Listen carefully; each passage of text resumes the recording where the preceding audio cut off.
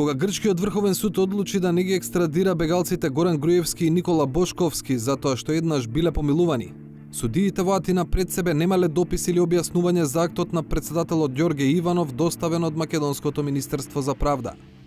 Заменик министерот Оливер Ристовски за 360 степени открива каква документација е испратена во Грција и што дополнително е побарано од тамошните власти.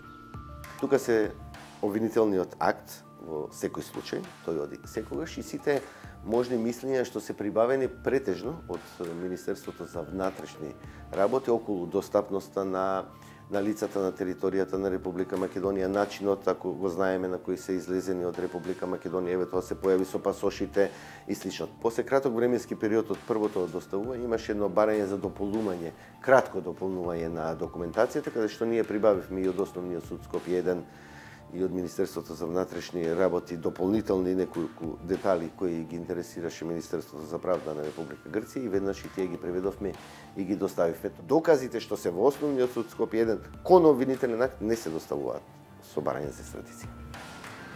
Причината што правда не дала контрааргументи на жалбата на одбраната до грчкиот врховен суд во која клучен елемент биле помилувањата од Иванов, според Ристовски не е превид.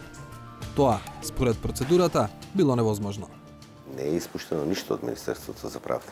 Конкретно за аболицијата, ако веќе за тоа зборуваме, дали се аболирани или не се аболирани, воопшто не станало збор во преписката што имаше Министерството за правда со Министерството за правда на Република Грција. Преписката беше интензивна, со целосна документација од наша страна доставена и за вакво нешто воопшто не стана збор. Ниту пак сме ние надлежни за тоа да разговараме со Министерството за правда на Грција, ниту пак таа не праша нешто на овие околности. Ова прв пат се изнело и ние така разбравме во таа жалбена постапка која одела од првата одлука за екстрадирање до Врховниот суд на Грција. Тамо ингеренции Министерството за правда на Македонија нема никакви, ниту пак има Министерството за правда на Република Грција. Токму поради неможноста да го презентираат својот став, од правда најавуваат дека речиси сигурно повторно ќе бараат екстрадиција за Горан Груевски и Никола Бошковски. Да не зборуваме во проценти, мислам дека ќе направиме секако обид. Од најверојатно повеќе причини, една од причините е што случајот на кој се повикуваат, ако е тој Лекса со Словачка, не е идентичен како што беше случајот во Република Македонија. И патем речено, со Србија сме имали исти ваков случај. Каде што одбил Врховниот суд на Србија, сме дали ново барање и бил екстрадиран обвинетиот. Случајот Лекса против Словачка е пресуда во корист на поранешниот шеф на словачката тајна полиција, за која судот во Страсбур утврдил дека не смеел да биде гонет откако бил помилуван. И покрај тоа што помилувањето подоцна било повлечено. Како и на редица домашни експерти, ставот на правда е дека случајот не е ист со македонскиот, бидејќи во Лекса незаконитост е во повлекувањето на помилувањето, додека во Македонија проблемот е во законитоста на самото помилување.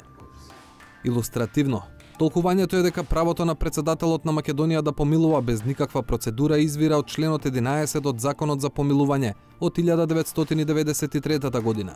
Кога повикувајќи се на тој член Црвенковски го помилува Заев, во 2009 година власта на ВМРО ДПМН и ДУИ направи измени и дополнување на Законот за помилување, при што член 11 е избришан, а со тоа и правото на председателот да помилува без претходна процедура. Во 2016-тата Уставниот суд ги укина измените и дополнувањата од 2009-та. Но со оглед на фактот дека укинувачката одлука не создава право, туку констатира што е неправо. Толкувањето е дека укинувањето на измените во 2009-та не значат дека на сила е вратен членот 11, а со тоа и правото на председателот да помилува без процедура. Па сепак, Иванов помилуваше токму според тој член 11. Но за воопшто да има ново барање за екстрадиција потребно е прво да стигне пресудата на грчкиот врховен суд. Македонските власти ветуваат дека кога тоа ќе се случи, јавно ќе ја презентираат. Од одбраната на Груевски и на Бошковски не ги коментираа последните најави за нова постапка за екстрадиција. Ставот до неодамна беше дека нема простор за такво нешто, бидејќи одлуката на судот во Грција е базирана на пракса на Страсбур и на дополнителни толкувања.